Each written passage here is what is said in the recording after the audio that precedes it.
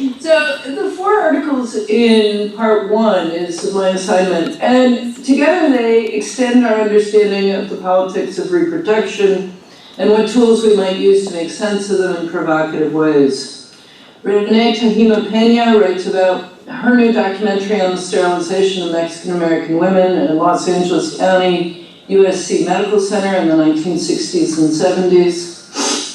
Thinking about the legacies of Madrigal v. Quilligan and of forced sterilization, thinking about how to represent them artistically and what they mean more than 50 years later. Rosemary Candelario helps us examine the vagina as a place of sound. One of my favorite things about this paper is I get to say vagina a lot of times. From the transvaginal ultrasound that examines the contents of the uterus to a dance performance that explores the vagina's sounds. Stephanie Sue writes about the extent to which fertility, reproduction, and kinship are crucial unspoken terms in discourses of trans bodies in Asian America and Northeast Asia.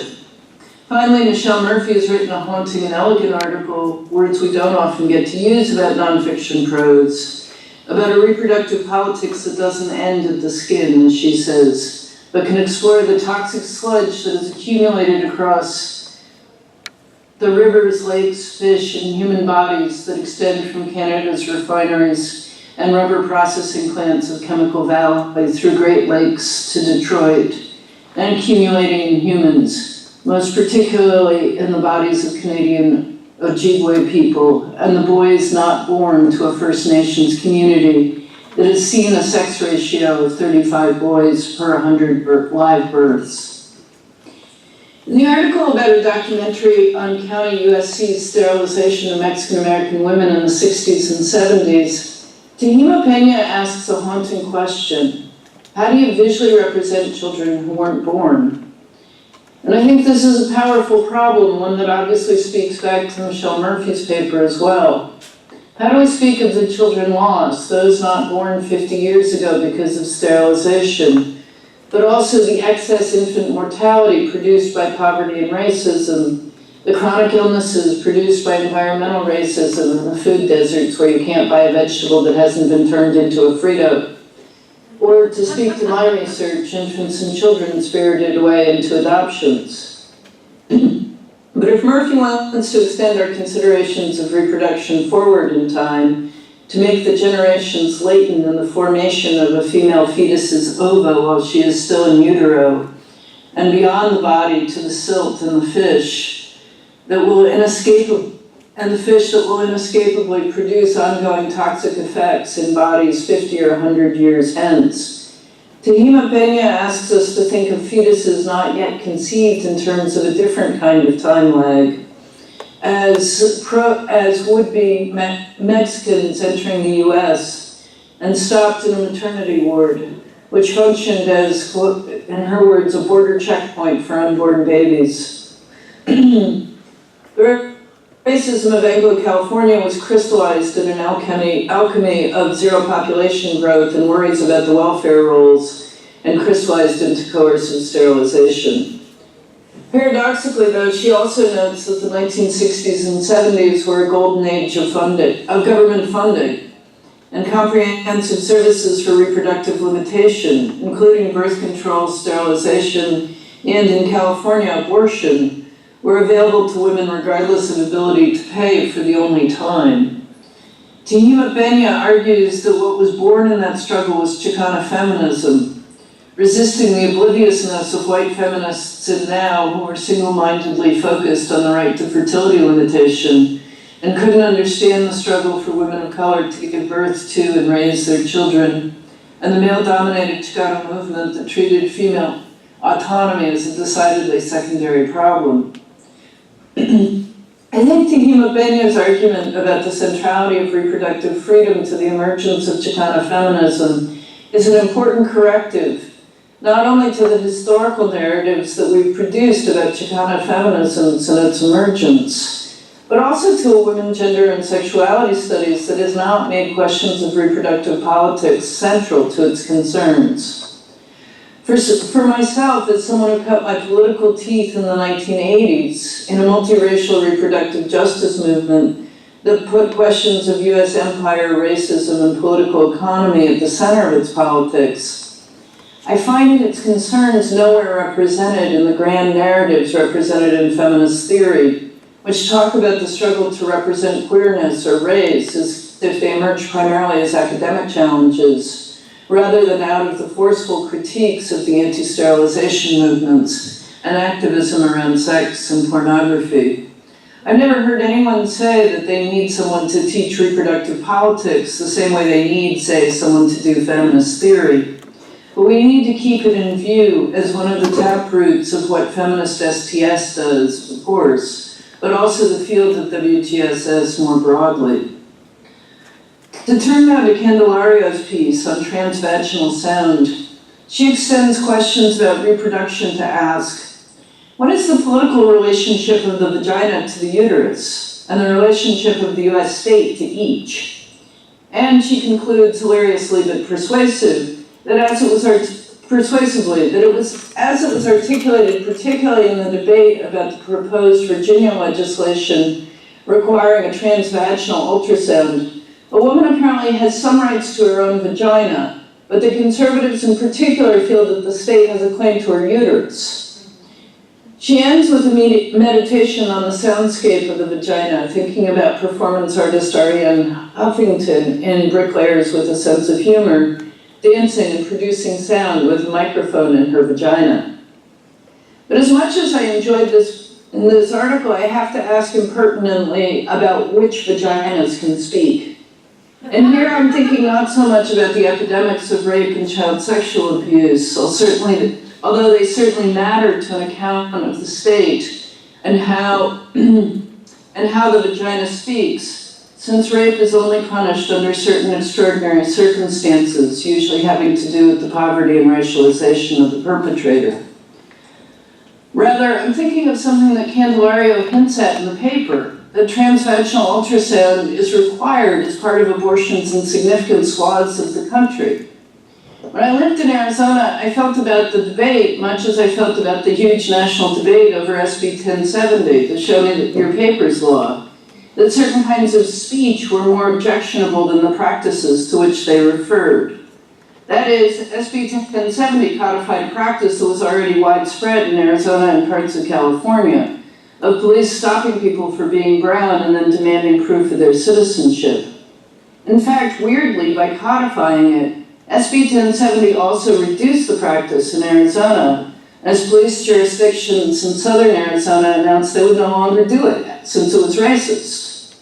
So similarly, in Arizona, transvaginal ultrasound is the law,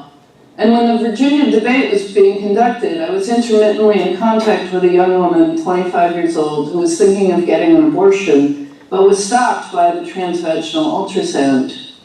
As she had spent much of her childhood in foster care, she was ferociously ambivalent about the abortion, trying to figure out whether she was giving up on her pregnancy in the same way her mother had given up on her. But she was in a relationship with a much older man married to someone else who beat her up when he found out she was pregnant.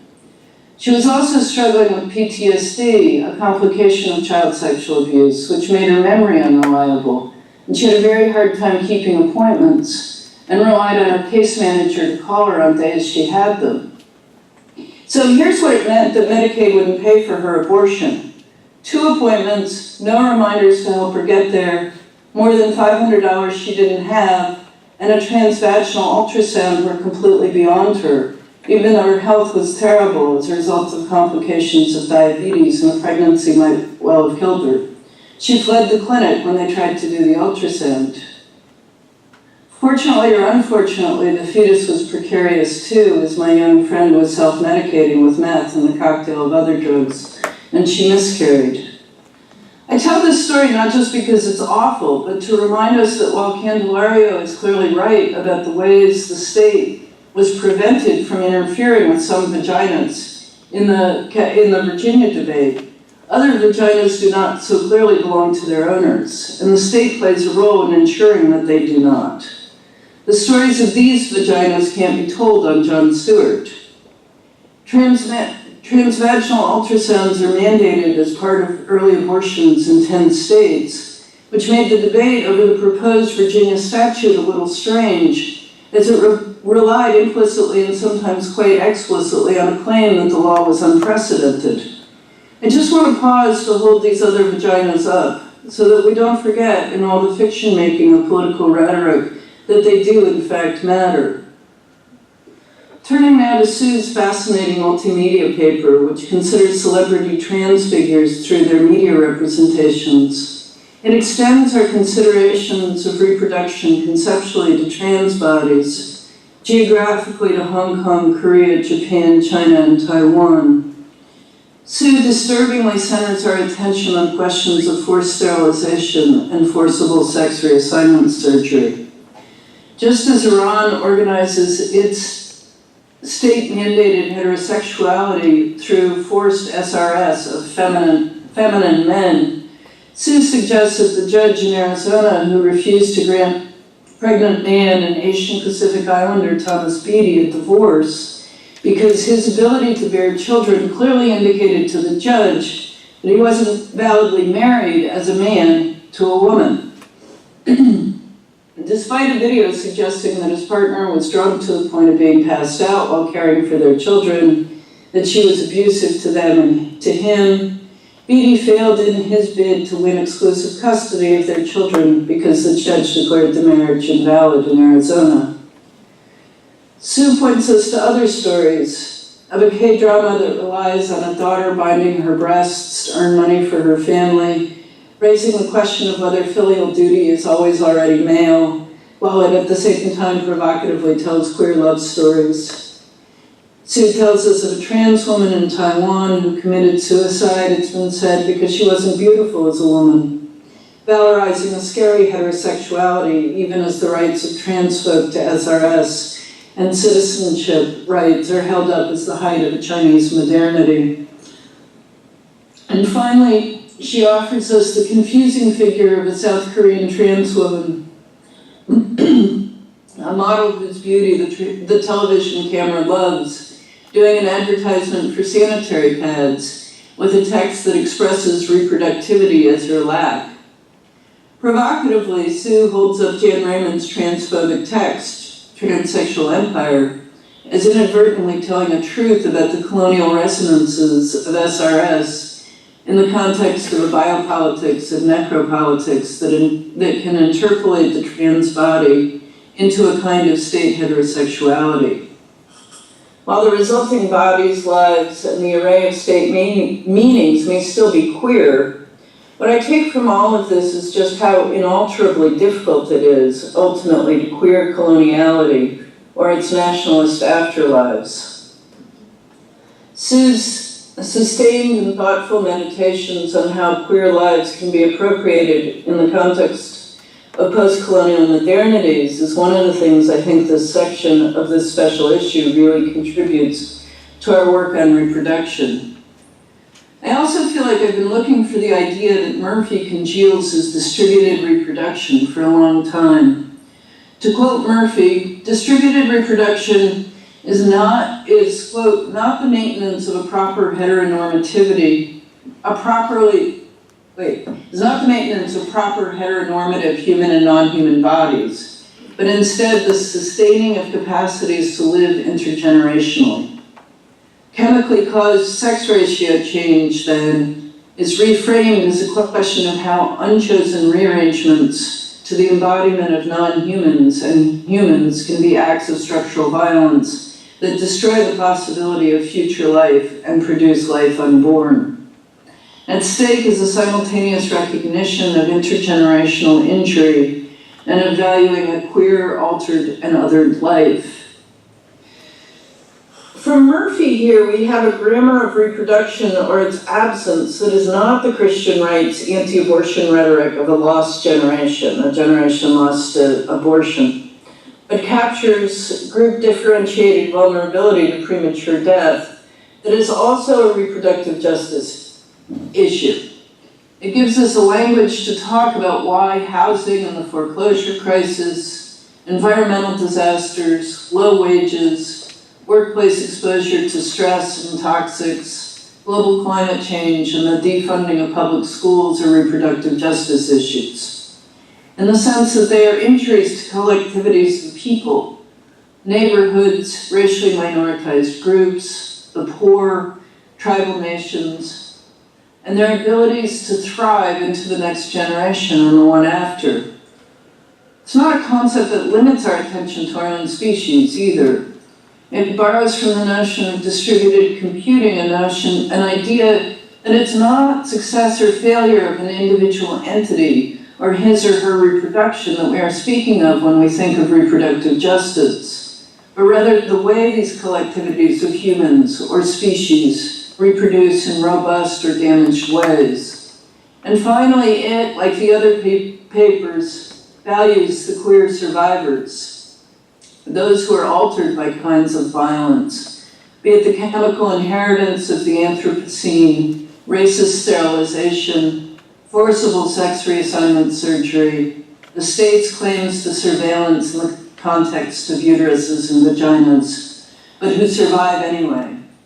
And this is finally the most hopeful thing I take away from all of these papers, that feminist STS and WGSS can claim these queer survivors as our people. Thank you.